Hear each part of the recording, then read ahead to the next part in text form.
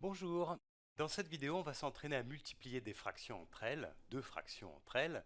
Alors, je vous rappelle la règle qu'on a vue en cours l'autre jour.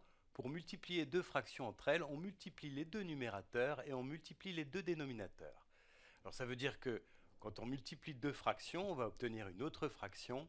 Et le numérateur, ce sera le numérateur de cette nouvelle fraction, ça sera le produit des deux numérateurs. Et le dénominateur, ça sera le produit des deux dénominateurs. Donc ici, j'ai mis en symbole, en lettres, cette règle-là. Si je prends la fraction a divisé par b, a sur b, multiplié par c sur d, eh bien j'obtiens cette fraction-là, a fois c sur b fois d. Alors on va s'entraîner un petit peu. On va commencer par exemple avec cette fraction-là, 4 tiers multiplié par 5 sixièmes. Alors ça, j'applique cette règle. J'ai la fraction 4 tiers que je multiplie par 5 sixièmes. Je vais obtenir une autre fraction.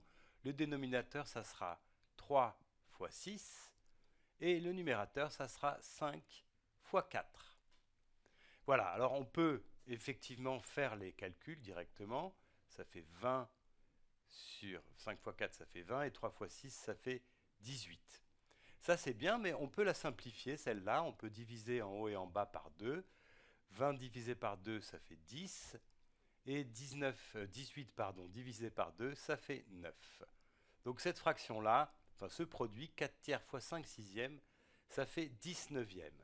En fait, on aurait pu simplifier la fraction ici directement, puisque là on a 6 qui est divisible par 2 et 4 qui est divisible par 2. Donc on aurait pu déjà simplifier à partir de cette étape-là. Voilà, alors je vais faire un autre exemple avec d'autres fractions. Et je vais mettre un peu des nombres négatifs pour qu'on voit un peu comment ça se passe.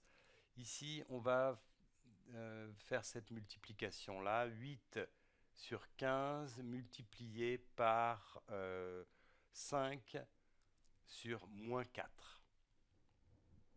Alors, j'applique vraiment cette règle-là. J'obtiens une fraction, le numérateur c'est 8 fois 5. 8 fois 5, le produit de ces deux numérateurs.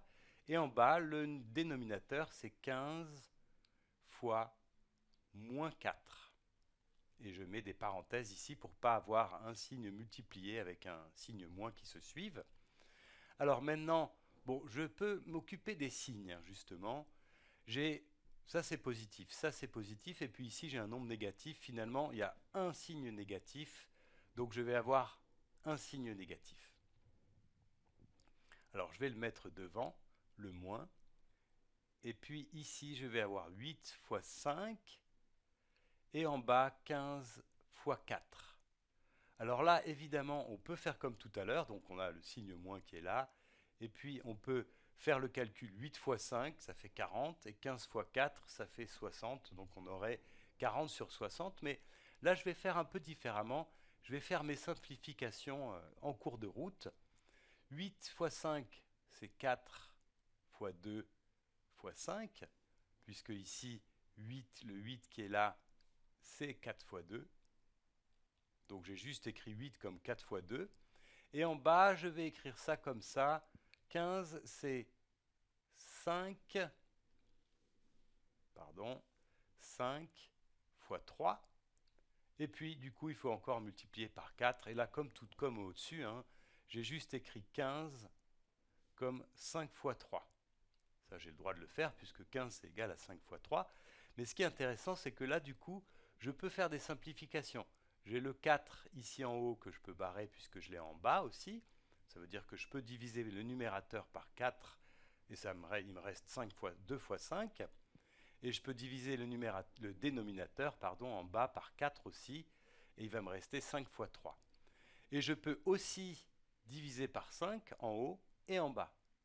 Donc ce qui me reste finalement, eh bien j'ai le signe moins, qu'il ne faut pas oublier, celui-là, et puis ma fraction, au numérateur, il ne me reste plus que ce 2, c'est le seul nombre que je n'ai pas barré, et au dénominateur, il ne me reste plus que le 3.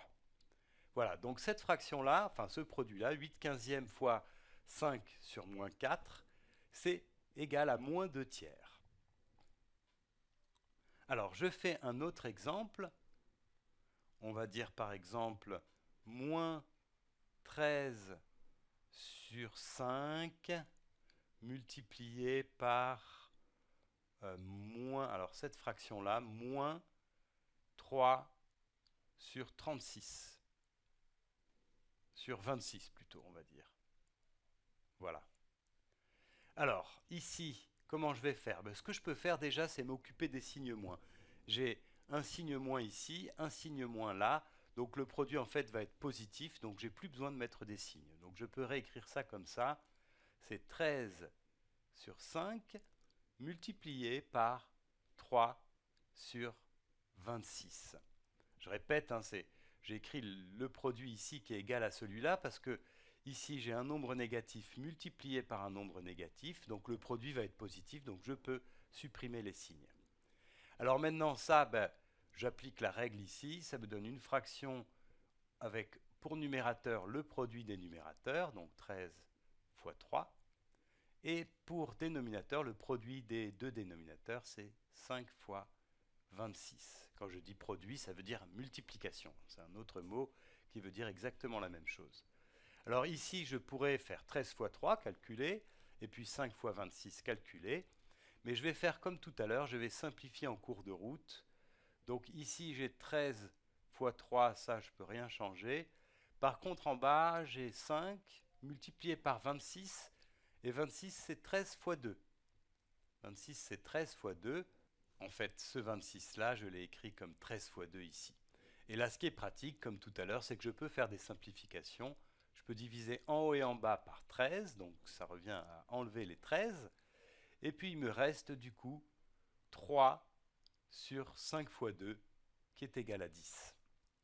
Voilà, allez, je fais encore un exemple.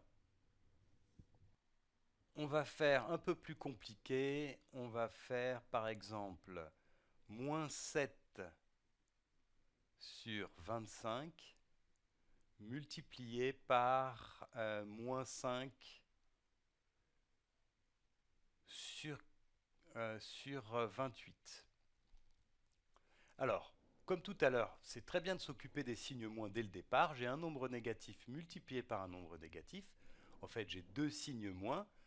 Deux signes moins, c'est un nombre pair, donc ça fait moins fois moins, ça va être positif. Donc finalement, je peux réécrire ça sans les signes. C'est 7 sur 25 multiplié par 5 sur 28. Et donc ça fait une fraction avec pour dénominateur 7 fois, pour numérateur, pardon, 7 fois 5. Et en bas, c'est 25 fois 8, fois 28, pardon. Alors là, vraiment, c'est important d'arriver à simplifier cette fraction en cours de route pour ne pas faire cette multiplication-là, 25 fois 28.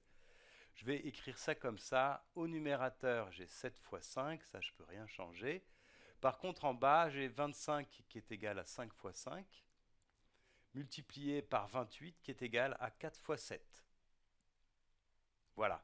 Alors, je repère avec les couleurs. 25 ici, c'est 5 fois 5. Et 28 ici, c'est 4 fois 7. Donc, j'ai vraiment écrit la même chose des deux côtés. Enfin, ici et là. Du coup, je vais avoir ce que je peux faire comme simplification. J'ai un 7 ici et un 7 là. Je peux les enlever. J'ai un 5 ici et un 5 là.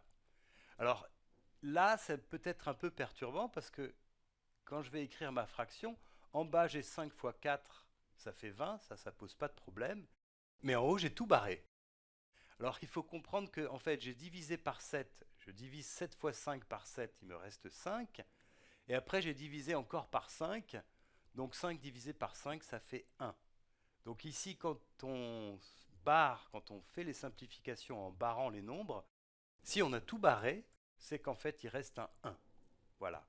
Donc cette fraction-là, moins 7 sur 25 fois moins 5 sur 28, eh bien ça fait 1 sur 20.